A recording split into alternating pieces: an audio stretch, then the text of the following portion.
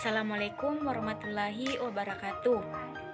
Perkenalkan, nama saya Aulia, NIM 20040200075, Prodi Perbankan Syariah, kelas PBS 3C, dari Institut Agama Islam Negeri Palopo. Ya, di sini saya akan memaparkan materi tentang Islam sebagai agama yang universal. Dalam materi ini terdapat 3 poin pokok yang akan saya bahas, yaitu yang pertama, Islam sebagai suatu sistem hidup. Yang kedua, pandangan Islam terhadap harta dan ekonomi. Dan yang ketiga, nilai-nilai sistem perekonomian Islam. Yang pertama, Islam sebagai suatu sistem hidup. Islam adalah jalan hidup yang diturunkan Allah Subhanahu wa Ta'ala, Zat yang menciptakan manusia, seluruh alam semesta, dan seluruh kehidupan yang terdapat di dalamnya. Selanjutnya, Islam mengatur seluruh aspek kehidupan. Sebagai agama yang disempurnakan oleh Allah Subhanahu wa Ta'ala, Islam mengatur seluruh aspek kehidupan manusia. Islam mengatur hubungan seorang manusia dengan Sang Penciptanya atau Al-Khaliq, yakni Tuhan pencipta alam semesta. Hubungannya dengan dirinya sendiri dan hubungannya dengan individu lain di antara anak manusia. Dengan peraturan Islam itu, dimensi kehidupan manusia akan teratur dan terdisiplinkan.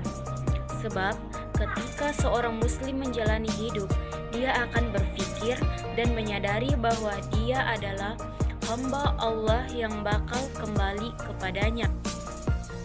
Yang kedua, pandangan Islam terhadap harta dan ekonomi. Yang pertama, pemilik mutlak terhadap segala sesuatu yang ada di muka bumi ini, termasuk harta benda, adalah Allah Subhanahu wa Ta'ala. Kedua, menurut Islam, status harta yang dimiliki manusia dapat dilihat dari berbagai sudut pandang, antara lain harta sebagai amanah atau titipan dari Allah Subhanahu wa Ta'ala, harta sebagai perhiasan hidup, harta sebagai ujian keimanan, dan harta sebagai bekal ibadah. Yang ketiga, proses kepemilikan harta. Harta dapat dimiliki melalui usaha atau amal, atau mata pencarian atau maisha yang halal dan sesuai dengan aturannya. Yang keempat, dilarang mencari harta.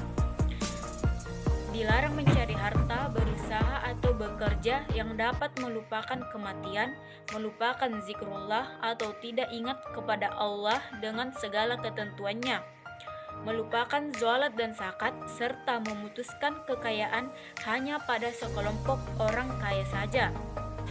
Dan yang kelima, dilarang menempuh usaha yang haram, seperti melalui kegiatan riba.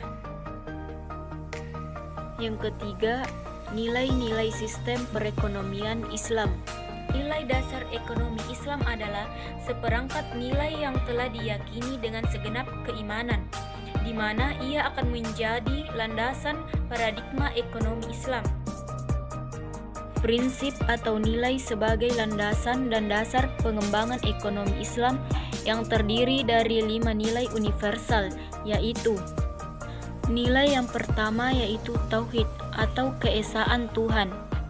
Tauhid merupakan fondasi fundamental ajaran Islam.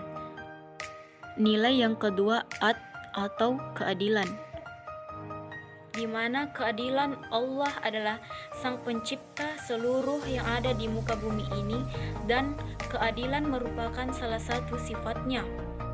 Nilai yang ketiga, nubuwah atau kenabian, di mana kenabian karena sifat cinta, kasih sayang, dan kebijaksanaan Allah, manusia tidak dibiarkan semena-mena hidup di dunia ini tanpa mendapat petunjuk dan bimbingannya darinya. Nilai yang keempat, khilafah atau pemerintahan. Khilafah merupakan representasi bahwa manusia adalah pemimpin atau khalifah di dunia ini dengan dianugerahi seperangkat potensi mental dan spiritual oleh Allah Subhanahu wa Ta'ala. Nilai yang kelima, ma'at atau hasil.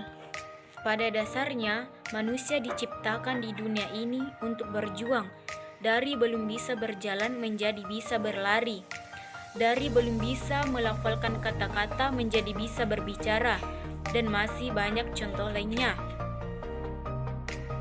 Itulah hasil pemaparan dari saya. Assalamualaikum warahmatullahi wabarakatuh.